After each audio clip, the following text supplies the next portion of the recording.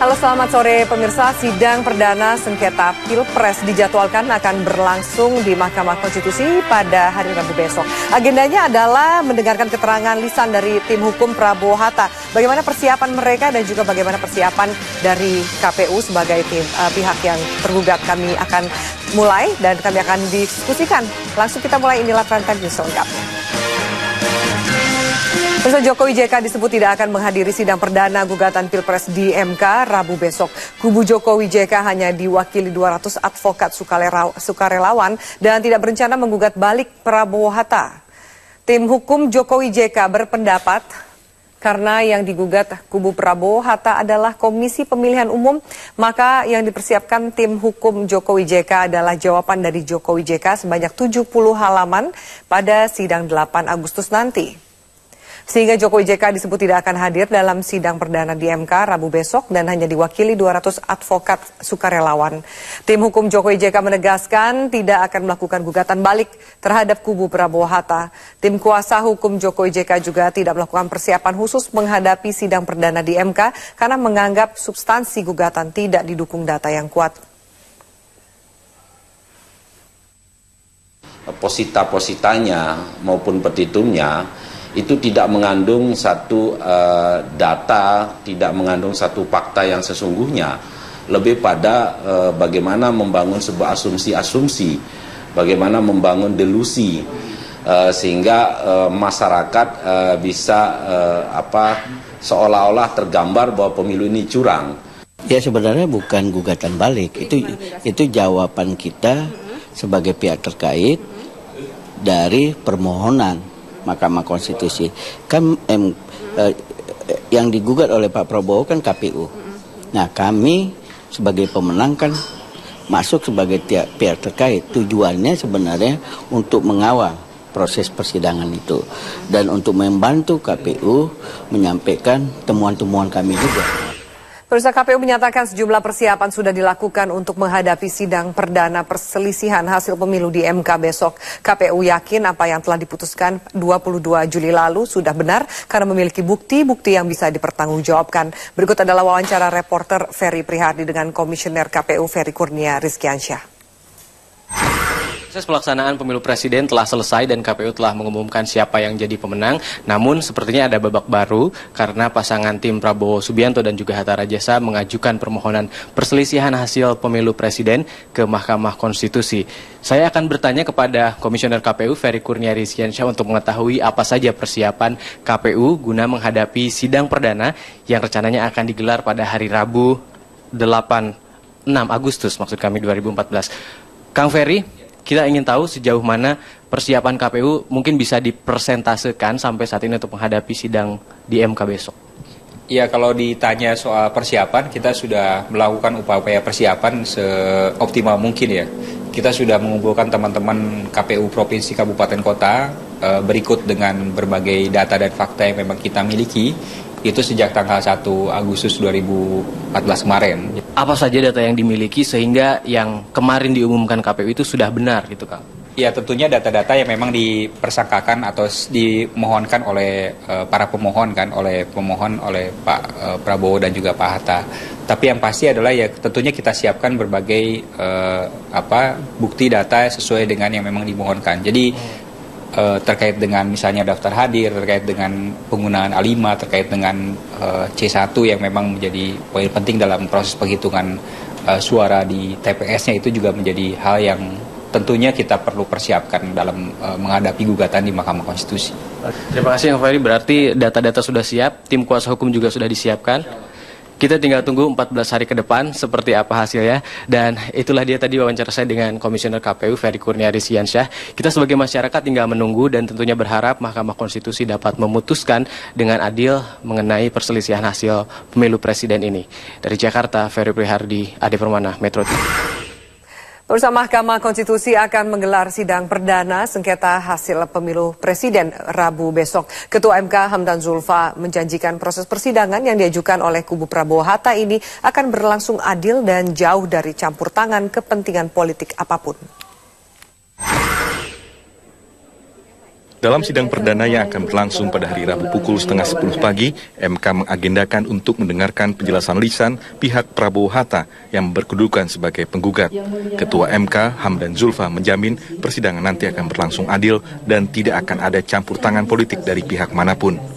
Pertama, saya pastikan dan saya jamin seluruh hakim konstitusi sudah bersepakat bahwa kami akan melaksanakan dan memutus perkara ini secara independen, secara imparsial, memperlakukan masing-masing pihak sama.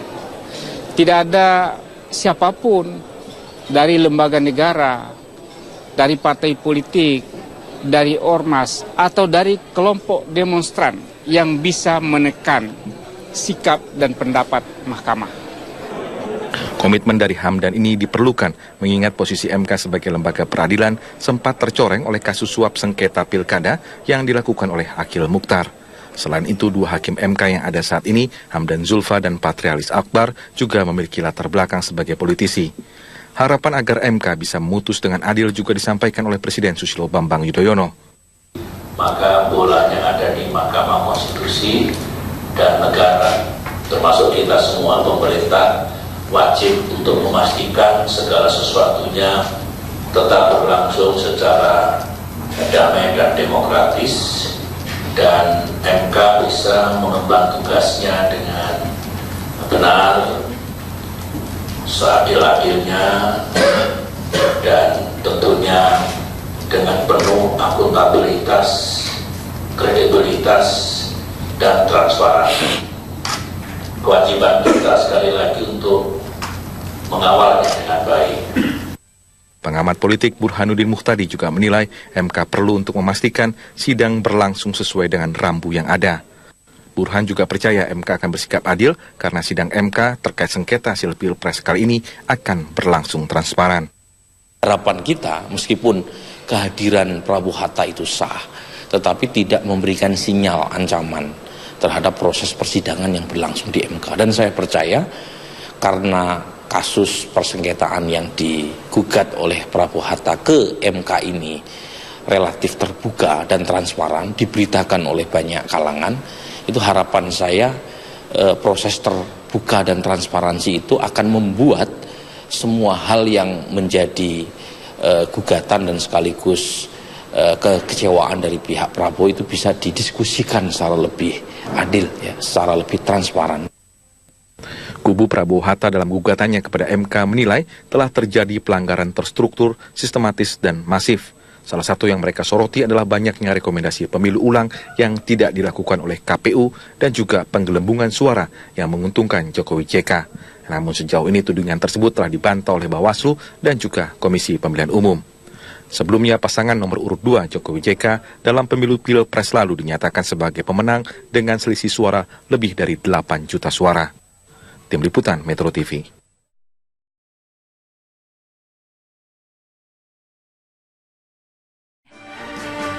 Pemirsa, jelang sidang perdana sengketa hasil pemilu presiden, tim Prabowo Hatta mengaku menyiapkan 52.000 bukti terkait dengan dugaan kesalahan penghitungan 50 juta suara. Namun pengamat hukum tata negara Refli Harun menilai gugatan yang diajukan kurang signifikan karena tidak ada argumen yang meyakinkan. KPU menyiapkan dokumen pemilihan suara di 109 kabupaten di 21 provinsi untuk menghadapi sidang gugatan kubu Prabowo Hatta di persidangan Mahkamah Konstitusi. MK dinilai bisa memberikan putusan yang beragam.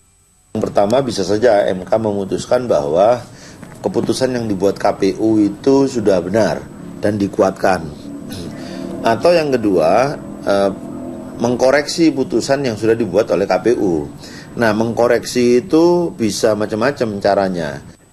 Sementara itu, tim kuasa hukum Prabowo Hatta Firman Wijaya mengaku mengantongi 52.000 bukti termasuk rekaman video kecurangan dan kesalahan penghitungan 50 juta suara dalam Pilpres.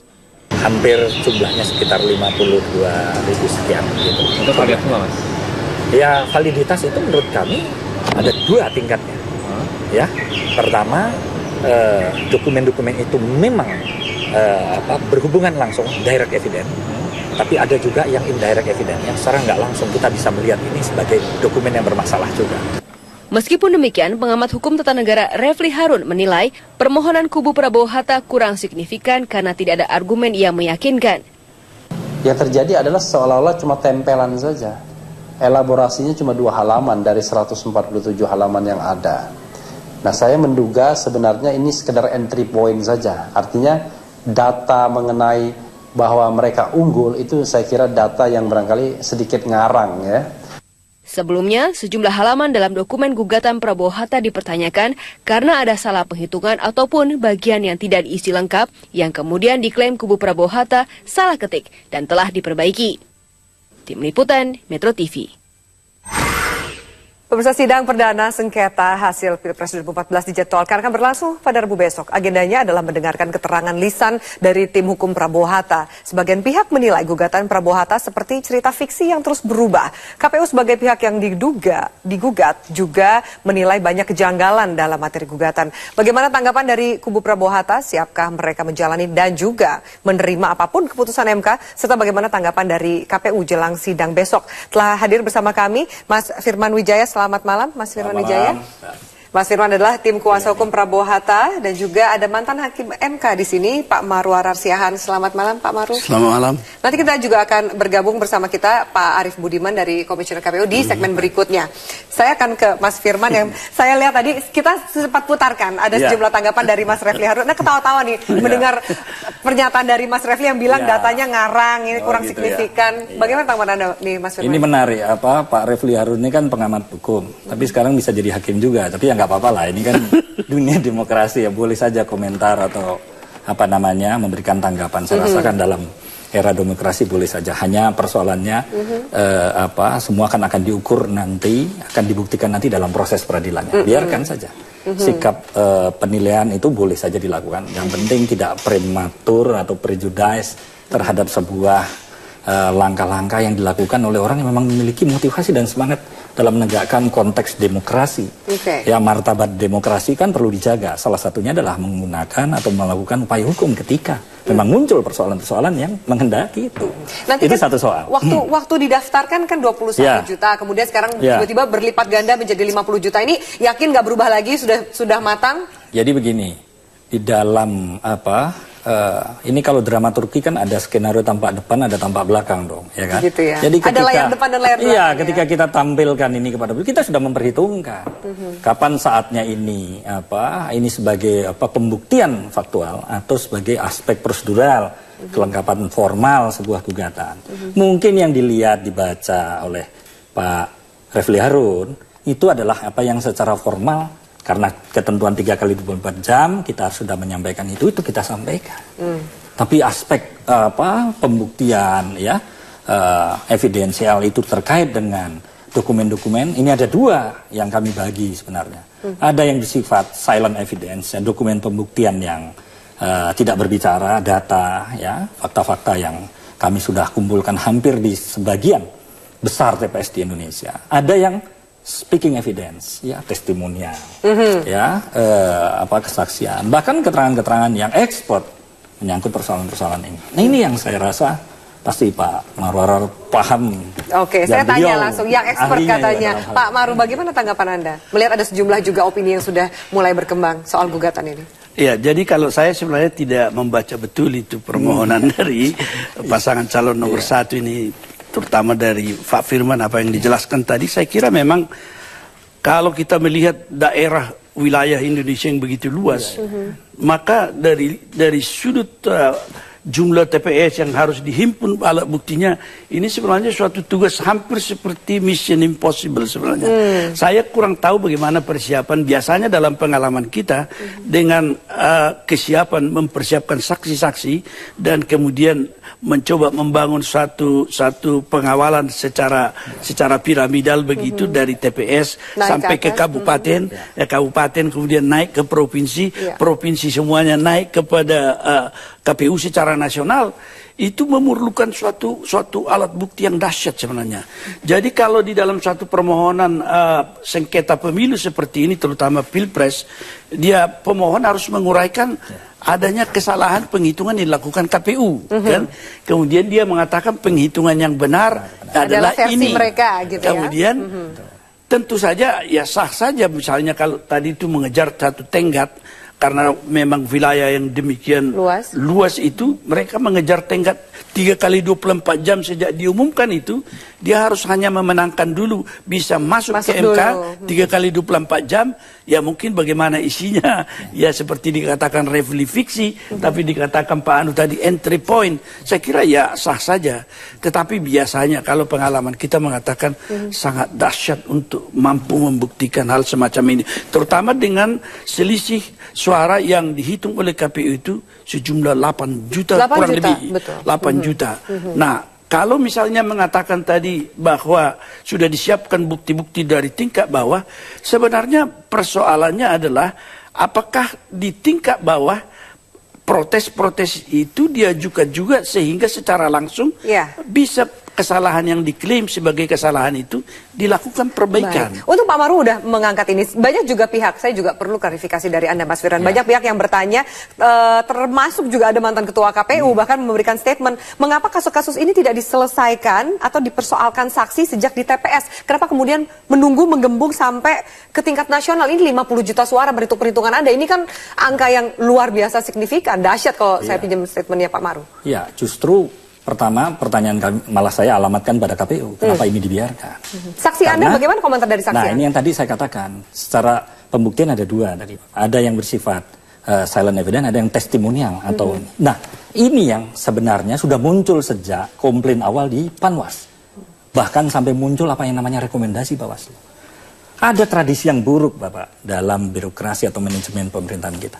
Kalau yang namanya rekomendasi dianggap enteng, hanya sesuatu yang rekomendatif. Tidak bersifat imperatif, bisa dilakukan, bisa tidak. Nah ini aspek inilah yang kemudian menimbulkan soal proses berikutnya. Nah satu sisi, kemudian ada apa yang disampaikan oleh beliau tadi menarik. Ini pekerjaan yang begitu berat, apalagi tenggat waktu 3 kali 24 jam itu ya Pak. Kadang-kadang rasio legisnya agak sulit di ini. Kenapa kok hanya diberikan syarat 3 kali 24 jam? Apakah juga ini memang sudah diukur berdasarkan pandangan-pandangan konstitusionalitas atau pada aspek-aspek yang lain. Saya mengatakan dalam pandangan ya mungkin Oliver Wendell Holmes bilang Pak katanya life is law but not logic, kadang-kadang nggak logik tapi but experience katanya. Pengalaman yang nah proses ini sebenarnya berangkat dari pengalaman-pengalaman. Catatan-catatan sejak pileg ya pemilu legislatif sampai pilpres ini merupakan akumulasi yang bukan persoalan yang simpel. Baik. Kita akan jeda sejenak Bapak-Bapak. Ada statement dari tim kuasa hukum Merah Putih, tim kuasa hukum dari Prabowo Hatta yang mengatakan bahwa mendalilkan adanya kecurangan terstruktur, sistematis dan juga masif. Ini dalil yang luar biasa. Menurut Anda, saya tanya adalah peran KPU sebagai penyelenggara ada di mana dalam kecurangan ini? Sesaat lagi pemirsa, tetaplah bersama kami.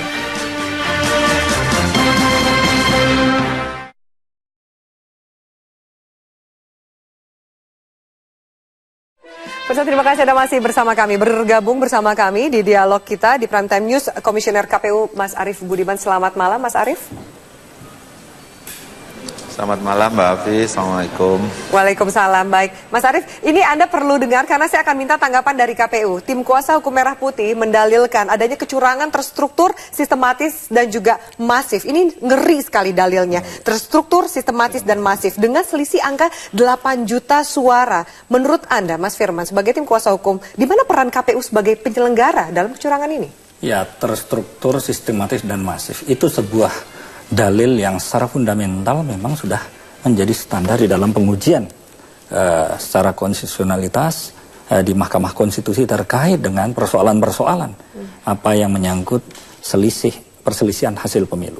Ada yang bersifat selisih suara yang menentukan terpilihnya seorang calon, ada yang persoalan menyangkut administratif dan ada juga persoalan menyangkut pidana. Nah, ini yang menariknya bagi saya.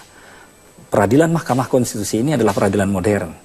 Dia menawarkan konsep-konsep bagaimana menyelesaikan konflik tentang hasil pemilihan umum dengan model penyelesaian yang 3 dimensi tadi. Nah, salah satunya yang paling dikenal oleh dunia peradilan kita adalah terstruktur, sistematif, dan masif. Terstruktur artinya ada ya fakta-fakta yang menunjukkan keterlibatan pihak-pihak tertentu yang tidak independen di dalam proses penyelenggaraan pemilu itu, sistematis dalam waktu yang dilakukan secara bersamaan, dan masif itu menyangkut wilayah atau sebaran yang cukup merata. Lalu menurut Anda peran KPU dalam kecurangan yang Anda dalilkan ini di mana sebagai penyelenggara? Argumen hukumnya ada beberapa hal yang sudah kita sampaikan, tapi tidak mungkin yang beberapa ini kita akan ajukan, kita buka di forum ini. Tentu kita tunggu besok pagi. Tapi yang jelas ada dua hal yang paling penting di sini. Pertama adalah rekomendasi yang saya sampaikan tadi itu kan adalah bentuk pengawasan, bentuk kontrol, yang menunjukkan memang kewenangan secara imperatif itu harus dijalankan oleh KPU. Tetapi kan faktanya persoalan-persoalan itu dinafikan begitu saja. Ini menjadi persoalan yang menurut kami sangat esensial. Di samping itu persoalan perhitungan suara yang menurut kami memiliki. Ya boleh kalau dibilang itu versi kami juga punya versi. Dalam hitungan kami real count, signifikan, signifikan, menentukan kemenangan pasangan calon kami. Baik. Itu yang secara umum dapat kami sampaikan. Oke, rekomendasi dan juga perhitungan suara. Mas Arief, silakan Anda sebagai KPU, bagaimana tanggapan Anda dalam dikatakan peran KPU ini dalam dalil yang dilemparkan oleh tim Prabowo Hatta, kecurangan yang terstruktur, sistematis dan juga masif? Ya, pertama untuk terstruktur, sistematis dan masif itu biar mahkamah sajalah nanti yang kemudian menyimpulkan apakah memang kemudian terjadi yang demikian atau tidak gitu ya. Karena menurut saya KPU tidak patut untuk mengomentari apakah dugaan tersebut benar atau tidak. Tetapi yang ingin saya sampaikan, kalau saya tidak salah, istilah terstruktur, sistematis dan masif itu muncul pertama kali pada saat pemilihan gubernur Jawa Timur tahun 2008 yang lalu. Nah, biasanya yang diduga melakukan pelanggaran secara terstruktur, sistematis dan masif itu adalah kompetitornya. Kompetitor diduga melakukan upaya-upaya pemenangannya dengan cara yang tidak benar dan itu bersifat terstruktur, sistematis dan masif. Tetapi dugaan itu biasanya tidak terjadi pada KPU gitu ya. Kemudian yang kedua terkait dengan proses rekapitulasi ataupun penghitungan yang dimulai dari TPS, PPS, PPK sampai dengan kabupaten kota, provinsi dan nasional, itu sudah kita lakukan sesuai dengan ketentuan dan prosedur yang berlaku. Bahwa di dalam beberapa tingkat itu ada rekomendasi Bawaslu. Sepanjang yang kami ketahui semua rekomendasi itu dijalankan gitu ya, bahwa kemudian ada yang puas atau tidak puas terhadap pelaksanaan hasil rekomendasi yang sudah kita jalankan itu tentu saja tidak bisa menghalangi proses yang harus dilakukan untuk ke jenjang berikutnya atau ke tahap berikutnya.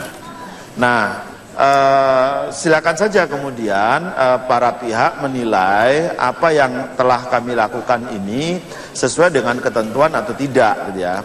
Tetapi kami tentu saja tidak bisa atau tidak akan bekerja yang di luar ketentuan yang sudah kami buat sendiri begitu.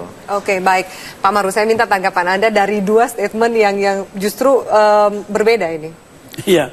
Saya kira memang benar yang dikatakan Pak Arief tadi, apa yang disebutkan tesis pelanggaran terstruktur, sistematis dan masif itu pada awalnya itu di dalam pemilu kada gubernur Jawa Timur tahun 2008. Saya kira saya masih ikutlah merumuskan itu kan. Tetapi satu yang menjadi kunci pokok dalam hal itu, kenapa dikatakan pelanggaran itu terstruktur? Karena ada pejabat pemerintahan yang bisa mengendalikan struktur pemerintahan untuk kepentingan pemenangannya. Biasanya terjadi ini karena ada incumbent yang ikut menjadi kompetisi itu.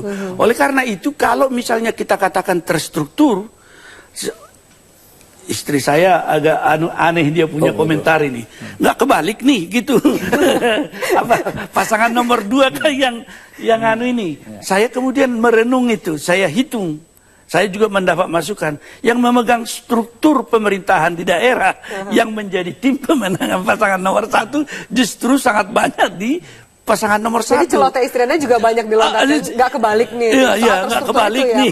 Jadi saya kurang tahu bagaimana pasangan nomor 2 besok merespon ini, tetapi seandainya mereka juga sebenarnya dalam peraturan Mahkamah Konstitusi yang baru diberi kesempatan pihak terkait itu untuk mengadakan apa yang disebutkan counterclaim atau gugatan semacam intervensi atau rekonvensi begitu. Saya kurang tahu apakah dia akan membahas ini, karena celotehan istri saya pelajari kemudian bahwa tidak kebalik ini. Saya ingat bahwa pasangan calon nomor 1 justru menggunakan begitu banyak kepala daerah, dan itu memenuhi rumus yang disebutkan MK dalam putusan 2008 bahwa mereka yang mengendalikan, memiliki akses terhadap kekuasaan dalam struktur pemerintahan, itu yang mungkin memenuhi rumusan apa yang disebutkan pelanggaran terstruktur itu. Ya. Baik.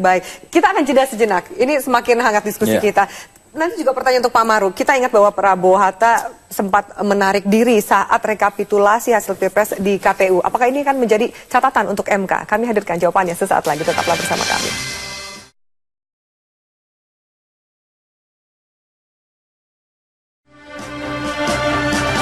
Baik, pemirsa, kita lanjutkan diskusi kita soal juga gugatan Prabowo ke MK yang akan dimulai sidang perdananya besok hari. Pak Maru, kita ingat bahwa ada penarikan diri yang disampaikan oleh Prabowo Hatta dalam rapat rekapitulasi hasil Pilpres di KPU. Apakah itu akan menjadi catatan bagi MK dalam mempertimbangkan atau tidak? Saya kira itu pastilah dipergunakan lebih dahulu oleh pihak pasangan calon nomor 2. Menurut saya itu sesuatu catatan penting untuk mencoba menggoyah apa yang disebutkan legal standing, kan? Apakah masih berhak dia menggugat atau tidak? Tetapi tentu saja di dalam hal ini saya kurang tahu bagaimana, karena saya hanya membaca dari koran, apakah penarikan diri itu pertama secara tertulis atau tidak. Kemudian pada tingkat apa sebenarnya dilakukan penarikan ini. Sebenarnya maksud atau rasio legis daripada peraturan seperti ini juga bahkan memberi ancaman pidana bagi pasangan calon yang menarik diri adalah karena memang pemilu itu tidak boleh satu pasangan calon. Ya harus ada kontestasi. Sehingga ada kemungkinan sudah berada pada tahap yang sangat jauh misalnya dalam proses penyelenggaraan pemilu, tetapi salah satu pihak menarik diri dalam hal hanya 2 pasangan calon tentu akan gagal. Tapi menarik diri pada saat pemilu sudah berlangsung. Inilah masalahnya sekarang. Telah selesai sebenarnya pemilu, tinggal penghitungan suara. Oleh karena itu yang menjadi persoalan tentu tidak menurut saya, tapi besok Mahkamah Konstitusi akan menilai ini, dan ini akan menjadi perdebatan yang menurut saya sangat hangat besok tentang legal standing ini. Tetapi intinya menurut saya Mahkamah Konstitusi harus menentukan sikap apakah memang dia memiliki implikasi terhadap hasil atau dia hanya terhadap proses. Jadi kalau terhadap proses tidak ada lagi pengaruhnya, maka menjadi soal sekarang, bolehkah lagi pasangan calon nomor 1 yang sudah menyatakan lepas daripada lisan atau tertulis sudah menarik diri, mempersoalkan lagi hasil yang dia sudah menyatakan tidak mau lagi ikut dalam soal itu. Apakah itu boleh? Dengan ada dimasukkan gugatan, berarti Anda legal standing dan pemahaman ini, penafsiran ini berarti bisa gitu? Jadi meskipun sudah terjadi penarikan diri? Ada prinsip yang namanya nemo lux alterus profligate debat. Seseorang dalam posisi dirugikan, dia berhak menentukan sikapnya. Nah, karena itu saya sampaikan logika rasio legisnya itu bahwa election proses betul di KPU, tapi election complaint itu wilayahnya MK. Dan wilayahnya DKPP. Nah, soal yang tadi beliau sampaikan betul. Ada yang menarik juga. Kenapa seseorang menarik diri? Sama dengan pertandingan sepak bola juga. Kalau ternyata wasit itu kemudian dianggap unfair, makanya kami mengatakan ini ada semacam unfair prosedural, ya, unfair prosesual. Maka mekanisme komplain itu dimungkinkan menjadi paket yang tidak bisa dipisahkan dari election proses itu sendiri. Itu legal argument. Itu legal argument dari Anda. Baik, Mas Arief masih bersama kami? Ya. Iya, Mas Arief, ada juga dilakukan pendaftaran tim hukum Jokowi JK sebagai pihak terkait yang dimaksudkan untuk memperkuat penetapan yang diputuskan oleh KPU. Bagaimana Anda melihat adanya pendaftaran tim hukum Jokowi JK ini? Wah, ini sudah kewenangan Mahkamah Konstitusi, ya. Siapapun yang mau mengajukan sebagai pihak di dalam proses persidangan itu kami serahkan saja ke Mahkamah Konstitusi. Apakah Mahkamah Konstitusi kemudian mengizinkan atau tidak mengizinkan, ya silahkan saja pada proses pengadilan. Sama seperti ketika para pihak mengajukan saksi, mengajukan ahli gitu ya, silakan saja. Biar mahkamah saja yang memutuskan. KPU yang jelas di dalam proses ini sebagaimana pemberitahuan dari mahkamah juga kepada kami sebagai termohon gitu. Maka kami diperintahkan oleh mahkamah untuk menjawab dalil-dalil yang sudah disampaikan oleh pemohon gitu. Jadi kami harus menjawab beserta selain jawaban tertulis, penjelasan naratif begitu, juga harus menyediakan dokumen dan bukti-bukti yang bisa mendukung penjelasan tersebut. Jadi tugas kami sebagai KPU dalam proses persidangan ini itu saja nanti. Oke, tapi menurut Anda sendiri gugatan yang dilemparkan oleh tim Prabowo Hatta seperti apa sih, Mas Arief? Pendapat Anda? Karena gugatan sudah masuk dan KPU sudah menyiapkan jawaban, nanti biar proses persidangan saja yang menilai ya. Oke. Saya tidak ingin menilai itu. Baik. Kembali ke Pak Maru. Pak Maru, apakah pernah ada pengalaman, kita tahu bahwa selisih dari perhitungan KPU adalah 8 juta suara, kurang lebih lah seperti itu. Sementara perhitungan ada kecurangan sekitar 50 juta suara yang diajukan oleh tim Prabowo Hatta. Apakah pernah dari pengalaman Anda, atau mungkin juga catatan pengalaman di MK, terjadi pasangan memenangkan gugatan dengan selisih suara yang sebenarnya cukup besar, yaitu 8 juta? Saya tidak pernah mengalami, dan juga dalam pengamatan saya belum pernah terjadilah dalam satu selisih suara yang sedemikian besar. Dan biasanya di dalam selisih yang besar seperti ini, jikalau di tingkat awal di dalam klaim misalnya dia menyatakan bahwa dia hanya, saya kurang tahu bagaimana petitumnya pasangan nomor 1, apakah dia mengklaim juga bahwa selisih suara yang sesungguhnya dia miliki adalah misalnya di atas 8 juta, saya kurang tahu. Tetapi kalau di bawah itu, MK dengan cepat bisa mengatakan ini permohonan tidak dapat diterima karena tidak signifikan. Kalaupun misalnya diberikan 5 juta, kalau dia klaim 5 juta, diberikan 5 juta, selisihnya masih 3 juta. Enggak perlu repot-repot mengadili perkara itu. Sudah bisa nyatakan NO. Saya kurang tahu bagaimana, belum saya baca. Maksud dari signifikan itu seperti apa sih Pak? Mungkin juga perlu diperjelas. Bukti yang signifikan dengan saksi yang bisa dipertanggungjawabkan itu. Ya, kalau signifikansinya itu artinya bisa dia mempengaruhi terpilih atau tidak.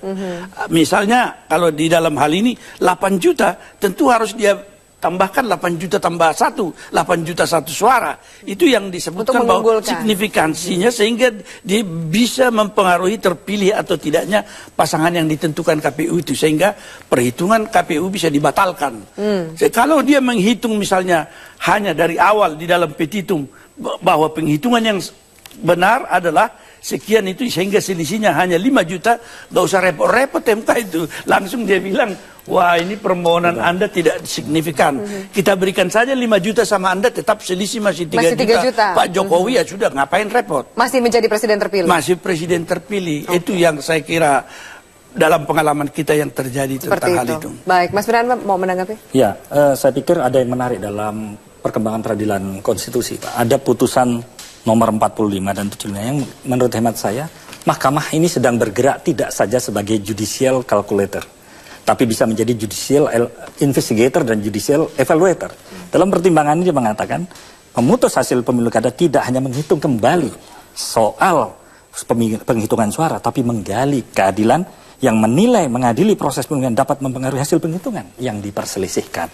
Artinya, sehingga pelanggaran-pelanggaran baik pelanggaran administratif maupun pelanggaran pidana menyebabkan terjadinya hasil penghitungan yang kemudian dipersengketa harus dinilai untuk menegakkan keadilan. Jadi ada aspek keadilan juga. Itu yang saya katakan ada pergeseran.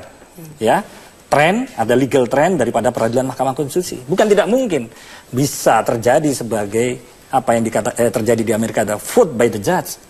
Bahwa hakim bisa juga menentukan presiden yang sah di luar apa yang ditetapkan kami. Ini sebuah tapi proses barangkali saya komen juga itu. Silakan. Bahwa hal seperti itu diakui juga. Ya, itu barangkali dikutip putusan nomor 45 kalau nggak salah itu. Kota Waringin ya. Ya. Dan 75 ada 75. Ya, tetapi tetap juga bahwa pelanggaran itu menunjukkan signifikansi atau pengaruhnya terhadap perolehan suara. Dan disinilah yang sulit sebenarnya pembuktian itu. Kalau ada pelanggaran seperti disebutkan oleh Mas Firman di banyak tempat, bagaimana pengaruhnya terhadap perolehan suara? Ya kemungkinan bisa saja terjadi itu, tetapi dia tidak bisa membuktikan di atas 8 juta. Apa gunanya itu? Untuk apa?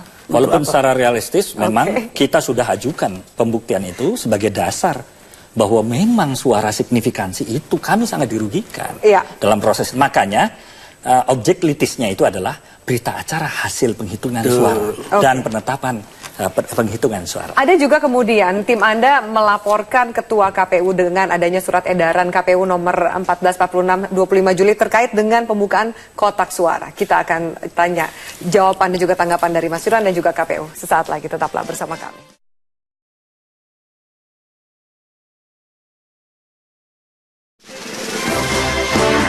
Baik, kita lanjutkan dialog di Prime Time News. Mas Arief, saya akan ke Anda terlebih dahulu. Ada surat edaran KPU nomor 1446 25 Juli terkait dengan pembukaan kotak suara. Ini juga dilaporkan oleh tim kuasa hukum Prabowo Hatta ke Bawaslu dan juga kepolisian karena dianggap KPU menyalahgunakan wewenang dan juga berpotensi untuk merusak barang bukti. Bagaimana tanggapan dari KPU sendiri? Ya, pertama terkait dengan proses ini sebetulnya kita mengeluarkan 3 surat. Yang pertama surat 1411 itu tanggal 18 Juli, kemudian kita keluarkan surat 1446 dan 1449 yang tanggal 25 Juli tersebut. Nah, kenapa kita mengeluarkan surat ini? Pertama memang berdasarkan pengalaman legislatif pemilu legislatif yang lalu terkait dengan adanya sengketa, pengajuan sengketa dari para pemohon itu, memang kami butuh waktu untuk mempersiapkan jawaban dan menyediakan dokumen sebagaimana diminta oleh Mahkamah Konstitusi. Jadi ini bagian dari persiapan yang harus kita lakukan. Pada saat pemilu legislatif yang lalu hal yang sama kita lakukan dan itu tidak menjadi persoalan di Mahkamah Konstitusi. Yang kedua, selama proses rekapitulasi itu berlangsung, memang ada beberapa catatan-catatan yang itu kemudian menjadi catatan kita untuk kami persiapkan. Ya, apabila ada pertanyaan-pertanyaan, kemudian jawaban-jawaban yang harus didukung dengan dokumen. Nah, pasca dimasukkannya pengajuan sengketa oleh pemohon, KPU menerima salinan pengajuan sengketa itu dari Mahkamah Konstitusi dan Mahkamah meminta di dalam surat itu menyebutkan secara eksplisit agar KPU menjawab disertai dengan dokumen-dokumen untuk mendukung jawaban tersebut. Nah, dokumen-dokumen yang memang diperlukan itu ada di dalam kotak. Nah, surat itu sebetulnya meminta kawan-kawan KPU provinsi berkoordinasi dengan KPU kabupaten kota untuk membuka kotak mengambil dokumen itu A5 dan C7 bukan yang terkait dengan hasil penghitungan suara karena itu berada di dalam amplop tersendiri yang disegel yang dimasukkan di dalam kotak juga gitu ya. Nah, kami minta itu digandakan kemudian dimasukkan kembali ke dalam kotak dan digembok lagi. Dan ketika proses itu dilakukan berdasarkan surat 1411 kami juga memerintahkan KPU Kabupaten Kota agar menghadirkan panwas, saksi dan berkoordinasi dengan pihak kepolisian. Jadi cukup transparan sebetulnya prosesnya. Baik. Mas Firman silakan Anda jawab. Itu tanggapan dari KPU. Ya, menarik memang. Saya pertama pertanyaan di muka adalah kalau nanti terjadi persidangan, apakah bisa dijamin otentisitas bukti yang diajukan KPU? Kan ada pihak-pihak yang ketika ini sudah terbuka, ini satu. Kepolisian. Ya, ini satu. Ya, kemudian kedua, ya, apa yang disampaikan tadi menurut saya, kita semua yang menjadi pihak saja punya data itu. Ini kan menjadi big question. Apakah ini tidak menjadi blunder? Satu sisi yang bisa kita lihat. Pada sisi yang lain, ada orang mengatakan ini moral panic. Ya kan? Moral panic? Ya. Kepanikan moral? Ya, bisa saja ketika ini mungkin capek lah teman-teman di KPU sehingga tiba-tiba ketika 3 kali 24 jam itu tuntutan persoalan ini begitu memuncak karena persoalannya bukan hanya pada kami sebenarnya komplain itu juga ada pada pihak tim Jokowi ada juga. Jadi apa yang disampaikan oleh beliau hak untuk mengajukan ini pada ruang-ruang yang dimungkinkan oleh Mahkamah Konstitusi ya itu sebenarnya bukan hanya pada satu sisi dimungkinkan juga pada sisi lain. Artinya memang ada problem yang serius pada persoalan itu. Nah, mengenai surat edaran, singkat saja, saya harus lempar ke KPU. Surat edaran bagi saya ada semacam begini, ada persepsi tentang blanko format. Surat edaran ini kan itu mestinya hanya punya daya laku internal. Di dalam surat edaran KPU itu ada menyebut instansi-instansi lain yang tidak masuk dalam struktur kewenangan KPU. Mas Firman, Inilah saya minta jawaban dari KPU, tanggapan dari Anda. Silakan Mas Arief, singkat saja tolong ditanggapi. Soal ada moral panic di sini? Menurut saya enggak juga ya, karena ketika di daerah itu terjadi keberatan-keberatan, kami juga perintahkan di daerah, andaikan terjadi keberatan maka tangguhkan dulu. Jadi kami tidak terburu-buru dan memaksakan diri, misalnya apabila ada para pihak yang kita undang kemudian merasa keberatan, tidak berkehendak hadir, itu kami ingatkan mereka, mohon ditangguhkan dulu supaya mereka diajak bicara dulu. Kalau memang tidak bisa ya harus ditangguhkan. Kita juga ingatkan seperti itu kepada mereka. Gitu. Baik, Pak Maru silahkan closing statement dari Anda. Sebetulnya tidak ada kepanikan. Tidak ada kepanikan dikatakan oleh KPU.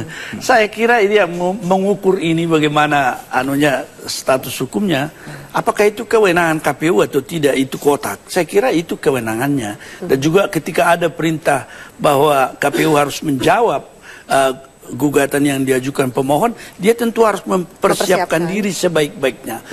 Kalau pembukaan kotak itu dilakukan tanpa pengawasan, seperti tadi dikatakan Panwaslu hadir dan juga mengundang kepolisian dan lain-lain. Tapi kalau itu dilakukan tanpa pengawasan seperti itu, saya kira baru bisa dipermasalahkan. Dan menurut saya, ya KPU juga tidak akan gegabah lah untuk melakukan itu di tengah-tengah bahwa sudah ada suatu proses sengketa di depan MK. Tinggal lagi bagaimana nanti Mas Firman sajalah. Dan kawan-kawan. Semua yang kita ungkapkan, kita dalilkan, tidak bisa hanya diterima begitu saja, tapi harus dibuktikan. Inilah tugas beratnya saya kira.